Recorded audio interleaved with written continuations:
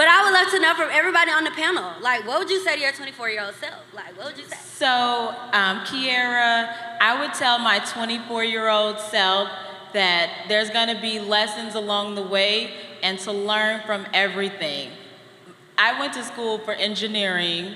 My day business is an insurance agency, and I'm able to take all that I've learned, all of the ups and the downs, and incorporate that into my t-shirt business. So just life's gonna life, and just take it with you. And I will also say to my 24-year-old self, like, don't be so reckless at work, because I was out of pocket. Okay, got it. My name is Kimberly Fowler. I'm the owner of Tax Pro Software Solutions and Tax Pro Financial Service, where I teach tax preparers how to start and grow their own independent tax business. Awesome. What's up, everyone? My name is Jamil Cruz. I'm a serial entrepreneur and community leader. My business, Cruise Control Media, is an MBE certified B2B media production company based out of Buffalo, New York. Recently, we've been able to extend our services to launch a podcast network. We actually have if you're in a mastermind, we in the group. I mentioned in the Facebook group that we have a licensing and distribution deal with a major television network now. So we actually have an actual network that we just created, and I'm just excited to be here. Good evening. My name is Jennifer Jasper. And I'm the owner of God Ain't Petty, But I Am. We have the best petty t-shirts in the world. I started God Ain't Petty in January 2021 as a solopreneur. I moved into a 150 square foot space later in the year, and now my team of 6 moved into a 1,500 square foot place. Awesome, awesome. So most of you guys know me as Mother Woods. I'm Brandy Woods. I am the owner of Imagine Me Academy and Child Care Millionaires. And I am here to pull some gems out of these people. But if you have questions for these people, in just a second, we're gonna ask you to the mic. So Kim, I'm gonna start with you. Okay. And the reason why I'm gonna start with you is because some people think like the tax profession is so saturated. So how are you able to make 6 figures, and not only you make it, but teach other people how to make it too? I started to focus on the process and not the service, tax preparation. So no matter how many tax preparers are in this room, none of us are gonna serve the same type of client the same type of way. So the way that I had to come up with how do I make, even though there's so many people, how do I stand out in a saturated environment? I had to come up with a process, a framework, and I created that customer journey. I made a framework and I duplicated it. So I taught other people how to do the same thing so that they can make 6 figures in their tax business as well. I love it, I love it. So the first 6 figures you made, like how long did it take you to get there? So I was actually bootstrapping for about 15 years, honestly. Yes, 15 years. So what made me figure out that, I needed to focus is when I actually got a physical office, and I thought I was gonna have to close that office because I was just focusing on the tax preparation services. So that year that I was just focusing on the services, I said, I gotta do something different. So that's when I said, you know what? Let me teach other people how to do what I'm doing. And then literally, I remember I was working a full-time job. I had a full-time office, a full-time staff, and I was working a full-time job. So once I started teaching people the process, or wrote down that process and that framework, I literally was sitting at my desk in my office at work, and the results, like that first drop, those who do taxes, we have that very first big drop. It was $200,000 that literally went into my bank account, and I could not believe it. I put in my 2-week notice that day. Okay, so guys, that's all you need for your 2-week notice is $200,000. No, we're very, very, very proud of you. Okay, I'm gonna go to you, Jennifer. So like, I'm literally in love with your brand. Like literally, I am on the petty pew. So what even gave you the idea of your brand? So funny enough, the first time I said, God ain't petty, but I am, I was leading young adult Bible study. Oh, wow.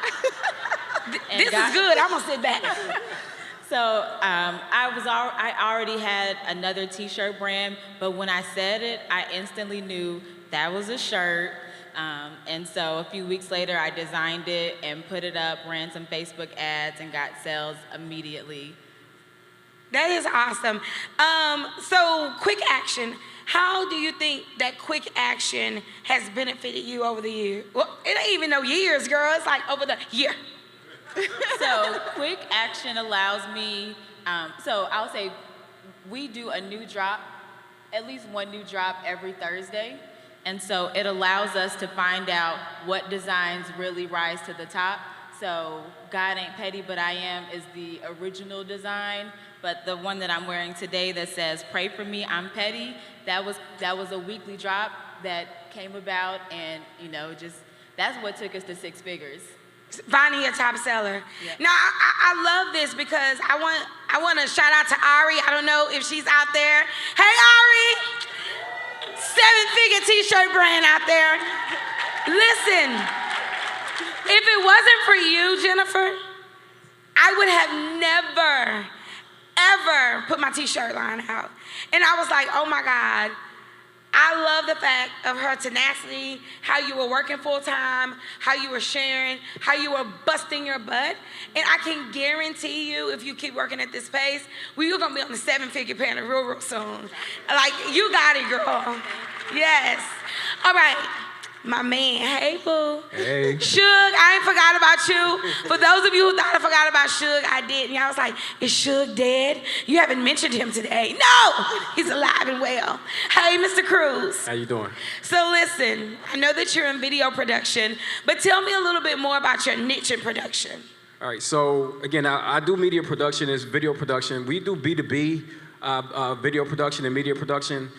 We've been doing that. I started this company back in 2017, and I went through a couple of different iterations. I started it just as like an overall like kind of marketing agency. I was doing like web design, graphic design, and I realized that it was a lot. It was a lot to do and try to manage all this stuff on my own. But the thing that I fell in love with the most was the video production side of things, right? So, but one of the things that really got me over that hump was when I decided to get my business MBE certified. And for those who are not familiar with MBE, it's Minority Business Enterprise Certified. So for those who don't know, the government is the largest purchaser of goods and services in the world, right? It's billions of dollars of money that they're looking to spend, specifically with small businesses and with women and minority-owned businesses. So I wanted to put myself on the radar in order for me to be recognized. So I went through the whole process of trying to get certified. And I don't know how it is from state to state. I'm from New York State, so it's like it's a crazy, crazy process. I tried to go through the state process at first. It was nuts. I quit. I was like, you know what, I'm gonna come back to this.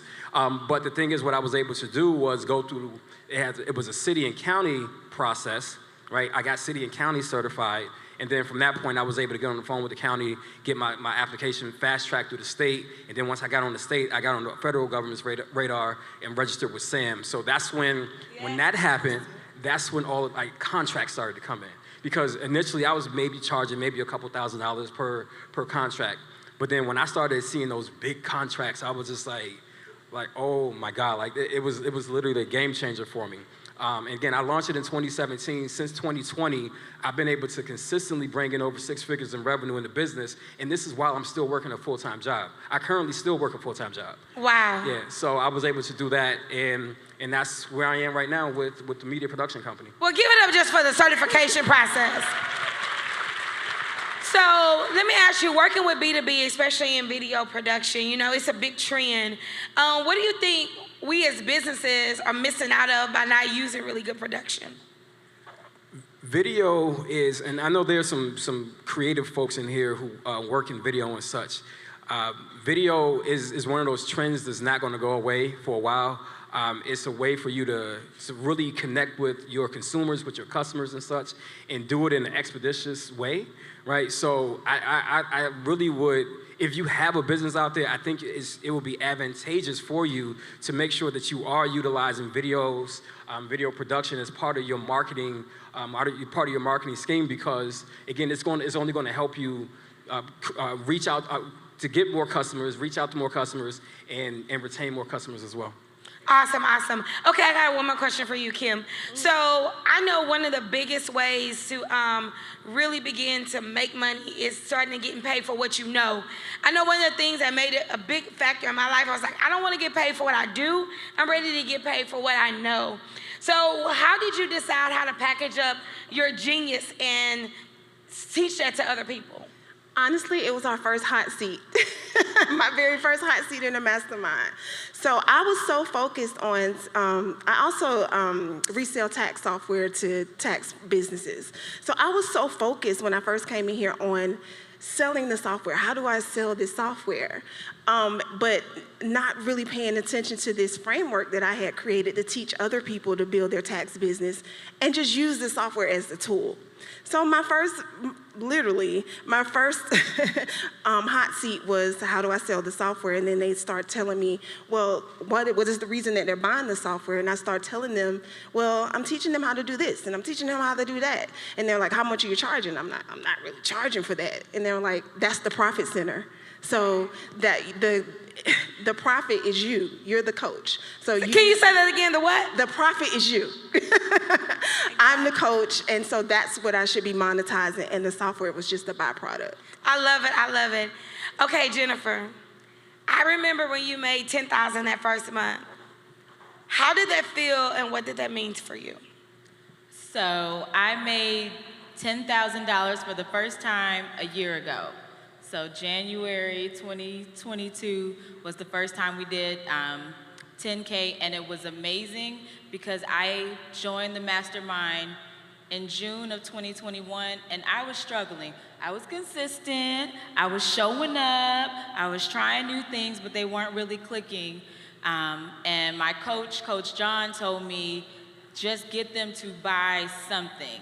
And we came up with an idea for me to test, and I took like another ads course because I'm always learning. I like ads, and it clicked. Like December was good. I took the class in December, and that kind of set the stage. And then January we hit it, and it's been up since then. Up and stuck, all right?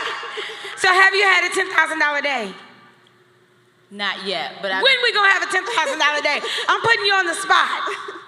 By when? I mean, at least for my birthday in May. Okay. Yeah. All right, so clap it up for the $10,000 day. Then we're gonna work on the $10,000 hour. I believe we can get that, sis. But we did do like a 10K weekend. Come on now. So it wasn't a day, but a week, I'm still gonna stretch you. Lamar would say that ain't enough. You know how he'll do. So I gotta act like him. But you know what? I believe in your brand enough. I know you're gonna have a $10,000 day. Yeah. I know it. Okay, Jamel, this is my last question. And then if those of you who have questions for the panel, go ahead and run to the mics. So you're working a full-time job, and you're running a six-figure business. Tell me a little bit about your time management, because it must be on fleek. Ooh, Jesus. Call him. Yeah, I'm very deliberate about how I spend my time and what I'm giving my time to.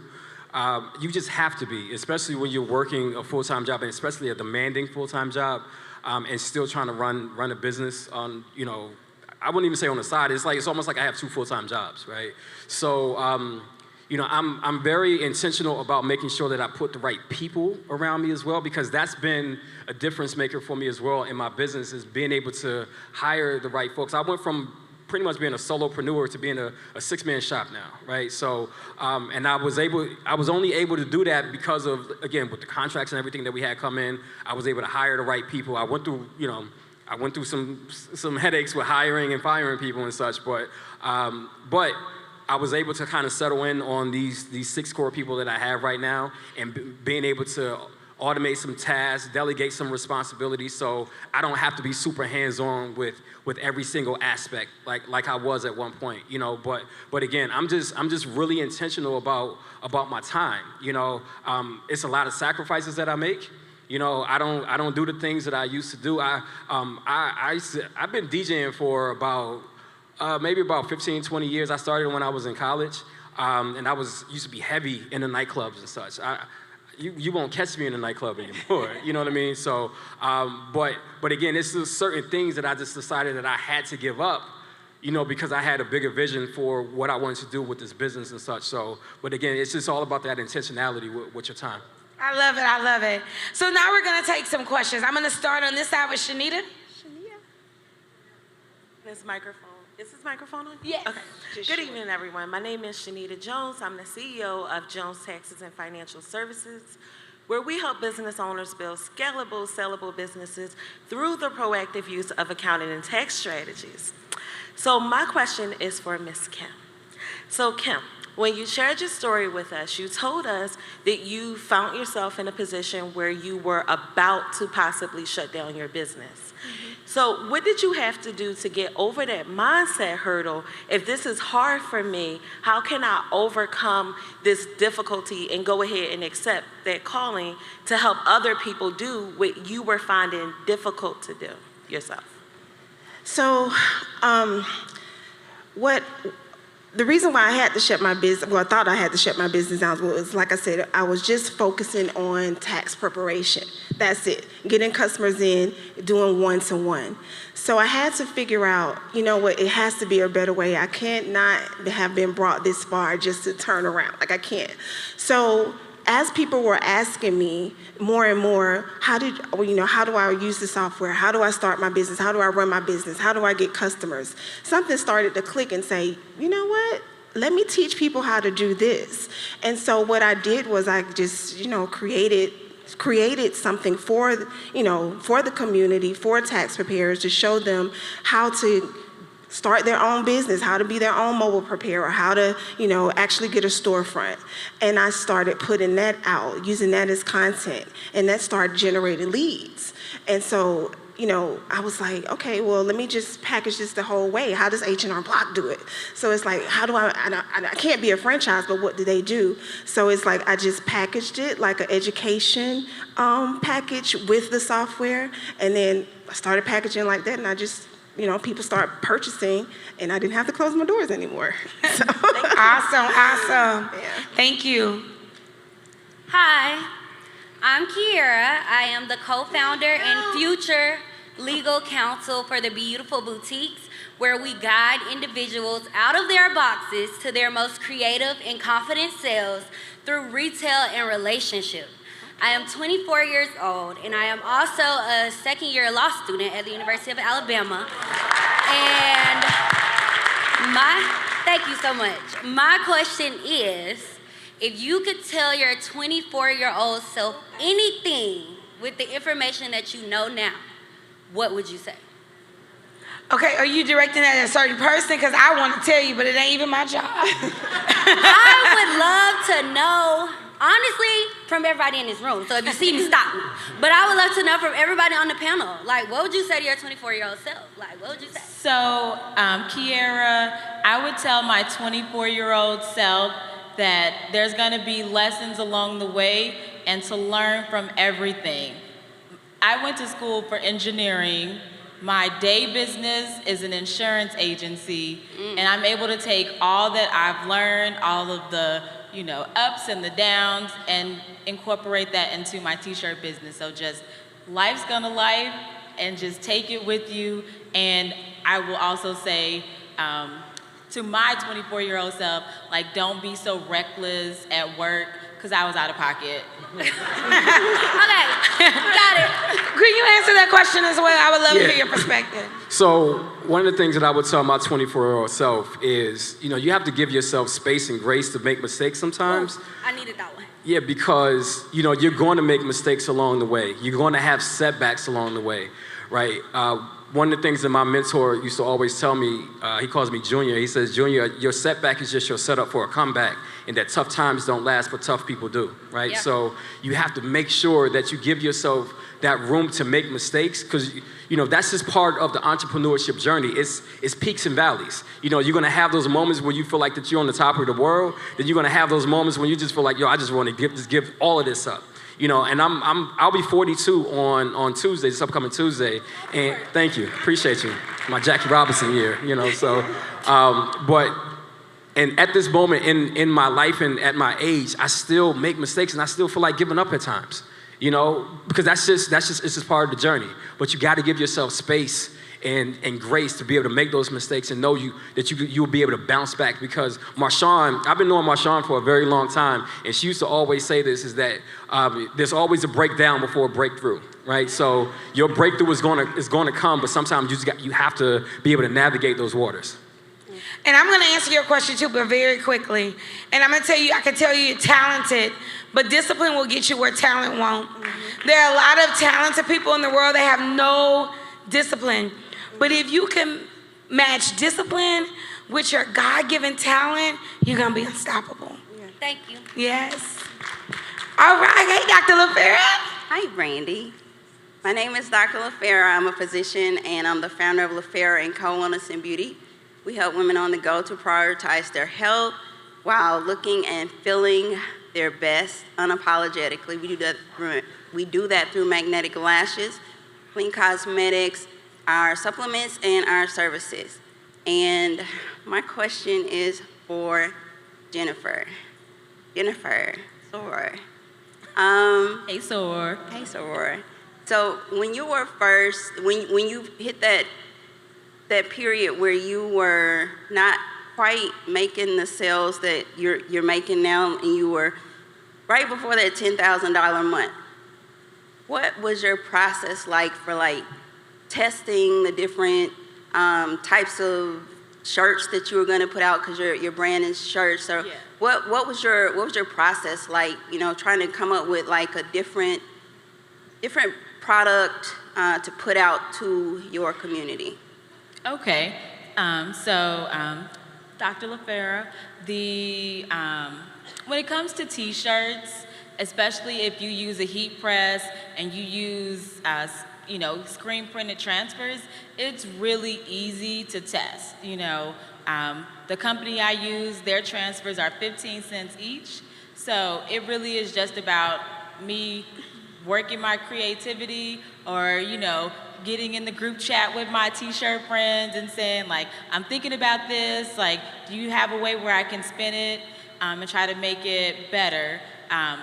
But because I want to say I started doing weekly drops in November. And so a step back is that when I got to the mastermind, my idea, I saw God is Dope, and they were doing just what I saw at that point. They were just doing God is Dope in different colors. Right. So my thought was, I'll just do God Ain't Petty But I Am in different colors. And Lamar and my coach was like, so we need new sayings. And I was like, okay.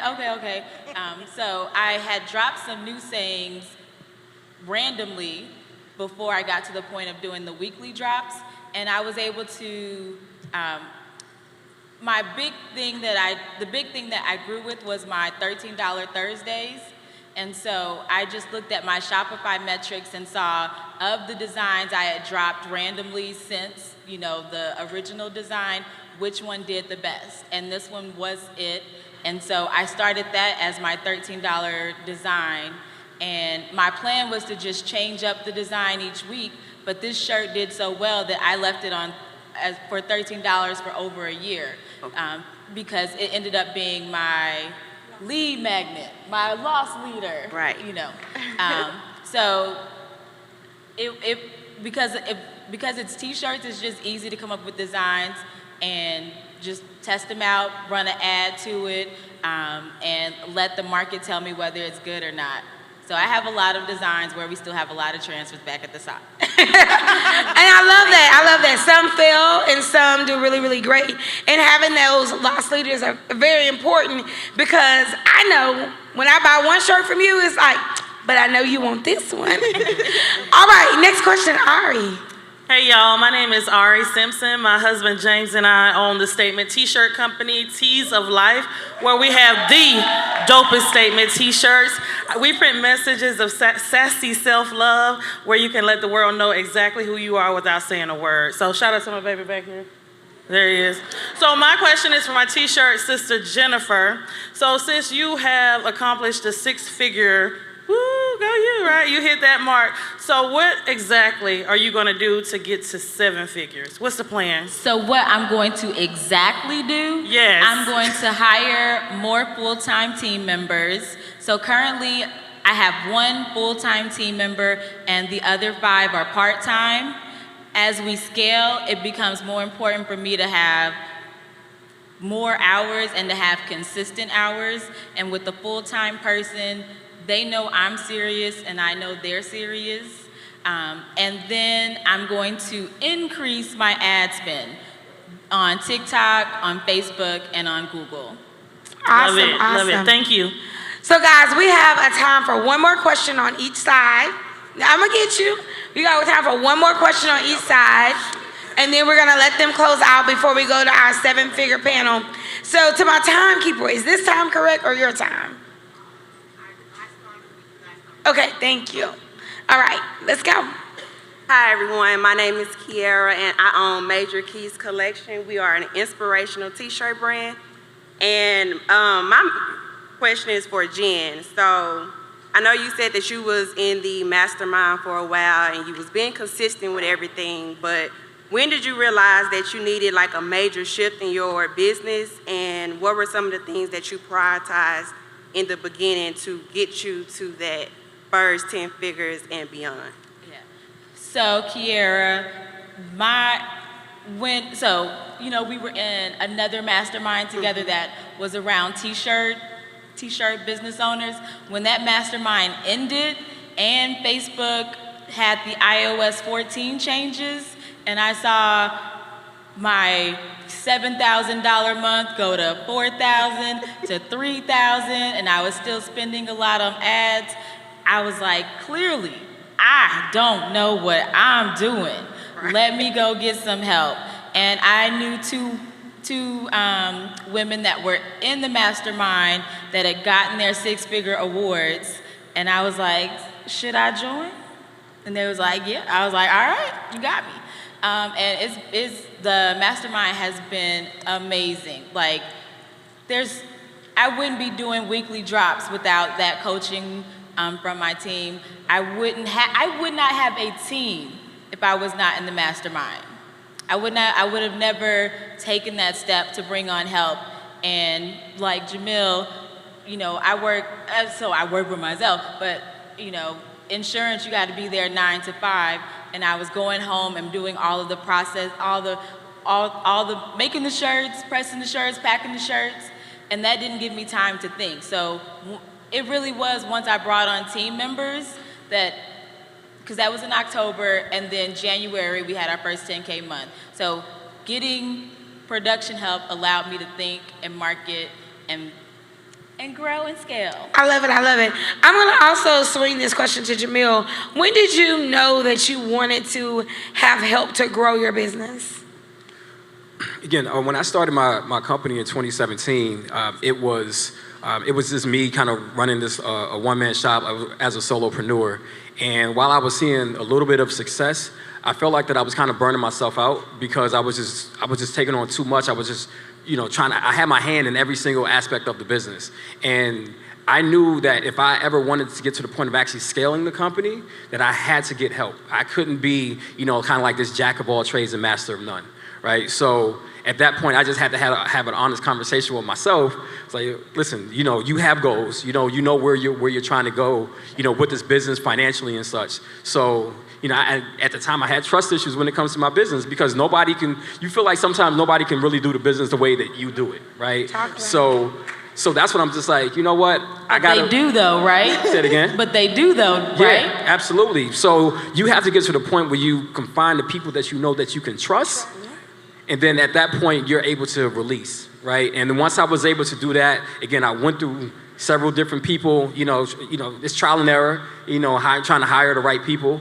But once I got to my core people, I knew that, okay, I got something solid here. And that's when, like I said, everything started to turn around for me. When I was able just to release it, delegate it to some of those folks, the people that I know I can trust, and then the business just kind of took off from there. There's a common theme between all of their success, and it was around people. How many of you are a one-man or one-woman show? Raise your hand. All right? And so I probably could ask the same question. How many of you trying to get to 6 and 7 figures? It's something about when you realize that either you need more team or you need to diversify your customer. That is going to be one of the biggest revenue changes in your business. Thank you for waiting so patiently. It is your turn. Thank you very much. I appreciate that. My name is Victor Jakes of VAJ Design. We work with business coaches and strategists who have outgrown their brands, take their businesses to the next level through an elevated rebrand. So I actually have, so Jamil, I'd like to pick your brain on a number of things, but I'm gonna just limit it to one question for now. And Jennifer, I actually would like to pick your brain too, but obviously there's not time for that. So, so Jamil, so in my business, there was a period of time where I was really heavy pursuing government contracts. And I went ahead and got, I'm DBE certified right now, but I know that's different from MBE certified. And so I was really just looking to get a little bit more detail in any way that you can around the differences between the two, if you know them, and how you were able to actually land some of these contracts. Because I went hard for a while, and it just like, it was too much. I was like, I can't even do this. So I switched. I was like, I gave up on it, and I went to private sector instead. So any nuggets you got? Sure. So just so I make sure I heard you correctly, you want to know the difference between the MBE and the DBE, and then how to go about securing the contracts? Yeah. Okay. So with the MBE, as I stated earlier, that's minority business enterprise. So if you are a minority-owned business, in essence, you have to own at least 51% of that business to be considered a minority-owned business. I do apologize. I cannot remember what the DBE stands for. DBE to me, it's like the same thing. It's with disenfranchised. Disadvantage. That's yeah. It's what? Disadvantage.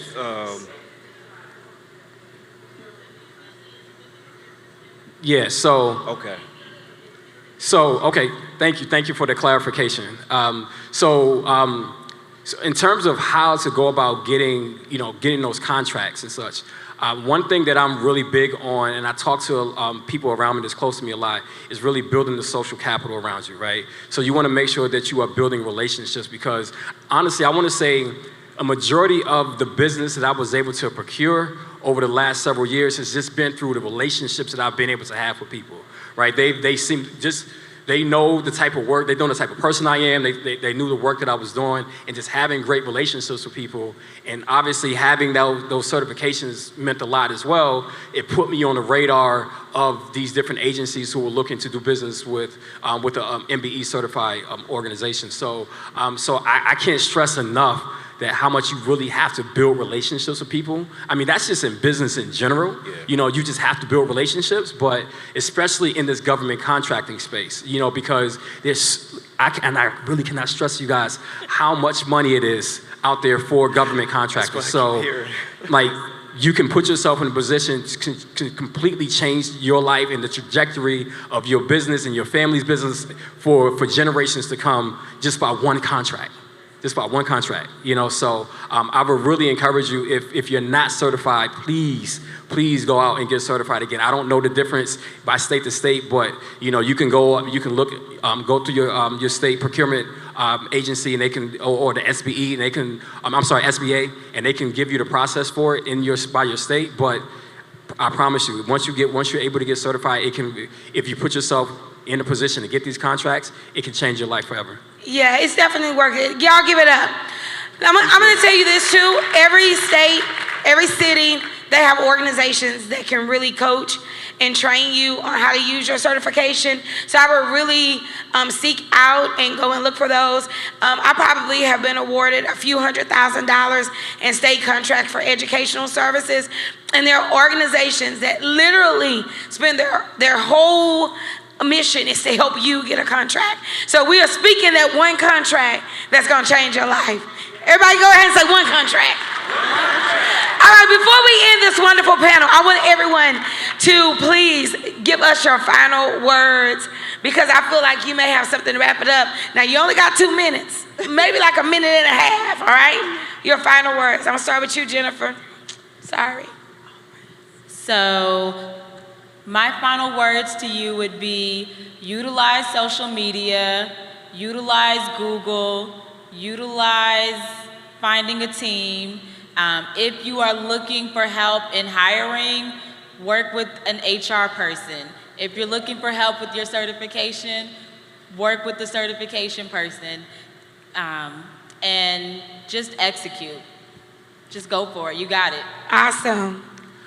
I would just let you guys know, you gotta invest in yourself. You have to make the investments in yourself and your businesses in order for you to get to that next level. The major investment for me is actually when I joined the mastermind last year, right? I came to Game Plan. I actually met Lamar like years ago, maybe like in 2013, like online, but we actually met in person for the first time last January when I came to Game Plan for the first time. And when I came here, I mean, I just, you see all of the black excellences in the room, and I called my wife, and I was just like, you know what? We got to join this mastermind. We have to join this mastermind. So we both, actually, my wife and I are both mastermind members. And I'm telling you, like, it's meant the difference in my business. Literally, I joined in January. February, I got a $30,000 contract, so I made my money back right away. Come on now. And then by June, when I came back here for TSP Live, I got the 6-figure award. So, and I did all of this within a year. And that's because I wasn't afraid to invest in myself. I stepped out on faith and I made the investment and, was part of this amazing community, So don't be afraid to make that investment in yourself, because I promise you, it'll change your life forever. I love it. Kim? I would say if you are trying to get to 6 figures, focus. Focus on one audience, one problem, and one solution that you can provide. Know who your audience is, know the problems or challenges that audience is having, so that you can align your products and services around their problems and their challenges. And that's how you're gonna get paid. You need to be the water, like your service or product needs to be like the water if they're thirsty. Like there's a no-brainer that your product or service is what they need. One problem, one audience, one problem, one solution. Can y'all give it up for them? Didn't they do excellent? I'm just gonna say, go ahead and get to 6 so you can get to 7, baby. All right, let's give them a hand. Thank you so much, guys.